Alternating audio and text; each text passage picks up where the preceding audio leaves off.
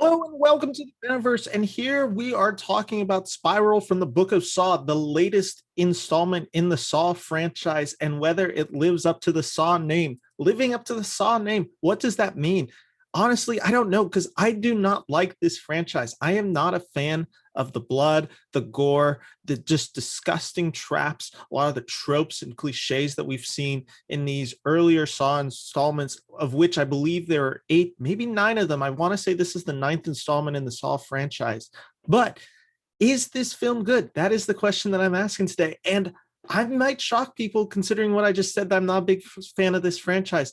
Spiral from the Book of Saw, I am actually going to call a good movie, and I am going to give it a positive review, just forewarning right now. And what works for this film? Why am I giving it a positive review when largely a lot of those cliches, a lot of that blood, that gore, that disgusting pornography of violence is in here? Like, why do I like this film? And I think the reason I like this film is because it did subvert my expectations in what I thought these films were. And what I mean by that is this film is a mystery detective thriller that just so happens to include violence and horror imagery, but it's not necessarily focused on this. The story actually engrossed me, and the story follows Chris Rock as a detective who is tracking down this copycat serial killer who mimics the Jigsaw killer from the previous films.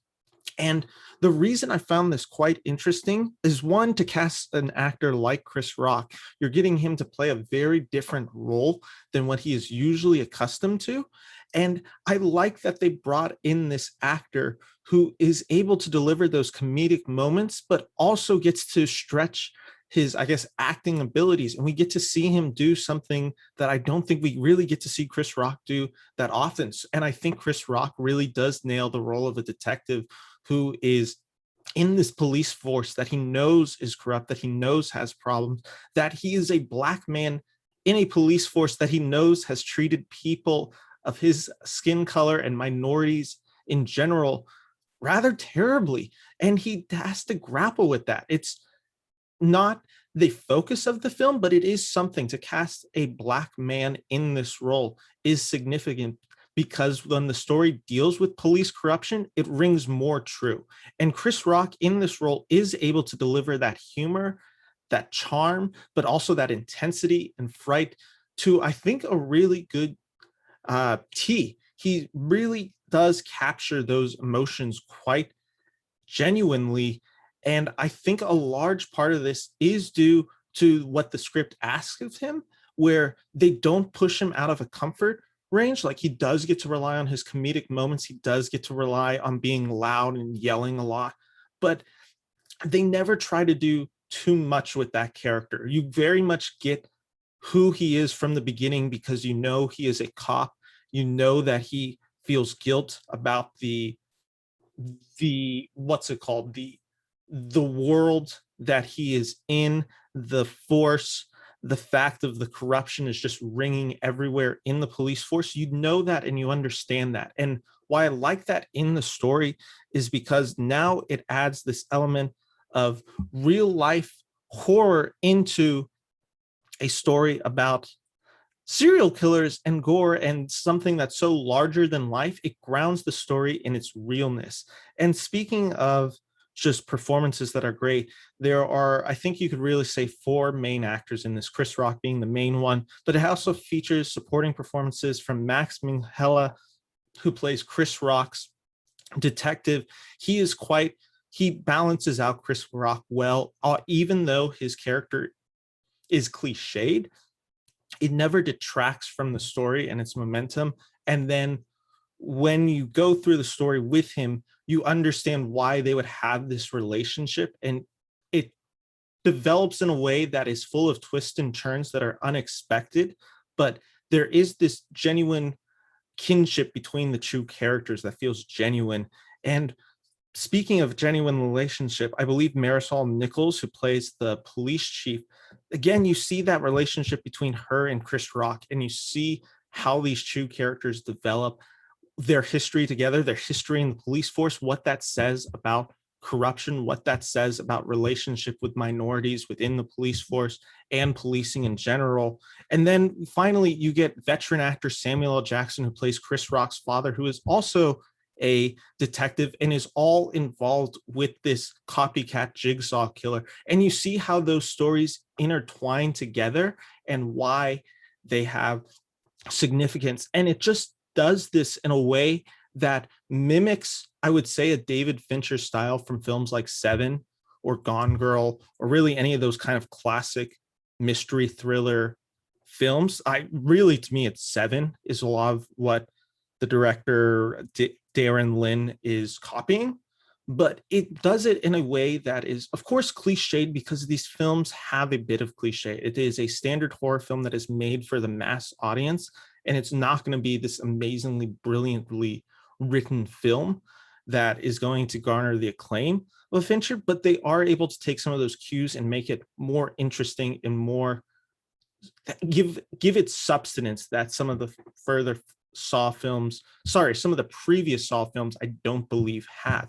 And with that, I want to give some credit to, I've already given some praise to the script, but I think in particular, there is a lot of credit that needs to go to director Darren Lynn Bosman, who I believe directed the previous film Jigsaw and maybe a few other installments in the Saw franchise. Again, I'm not very familiar with this franchise, but what he does really well in this film is not overly gross. This film's violence is shocking, but it is used sparingly, that it just doesn't make the audience sick.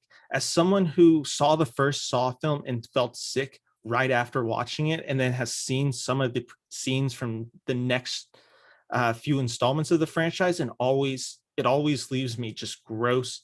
It always gives me just this icky feeling. This film doesn't do that because it's used sparingly. It's not overly graphic, and it enhances the story. And that's what I like about it. I like that it is more subtle than some of the previous Saw installments have been. And it makes it more relatable for someone like me, that I can now enjoy these films. Now, is there some criticisms towards this film that I have? Of course, every film has them, and this film is no exception.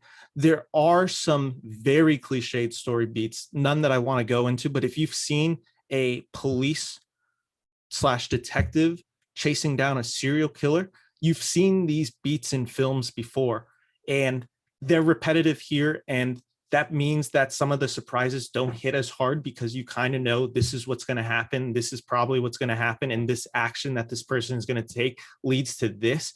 It's just, you know it. And it does take it out, because at times, while they are really good at subverting the expectations, especially with some of the characters, like I said, played by Chris Rock, their relationship with the serial killer and etc. like that, it does hurt the film that it does have these moments where you just know that it is going to be this is going to happen, because of course this happens in a serial killer movie. That hurts the film.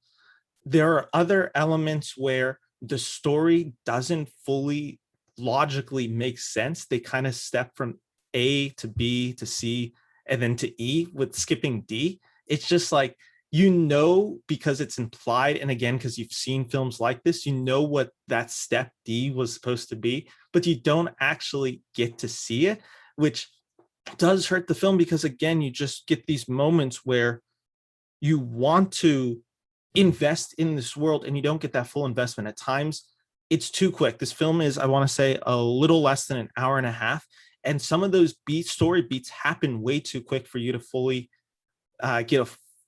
encompass the story and its scope, and that is harmful to it, as is the presentation of the serial killer, I want to say his name's Spiral in this film. There are those just moments in there where, again, it's a serial killer film, so you know what he's doing, but when the reveal happens, which I'm not going to get into, but when it happens, it feels too quick and too unearned, that even though it makes sense, even though it is an interesting twist, I wish they had spent maybe 10 more minutes focusing less on some of those violent moments and rather focusing on this backstory. So when this happens, the twist doesn't feel as unearned, because to some degree, that twist at the end, while it makes sense, it does feel a little unearned because of how rushed this film is.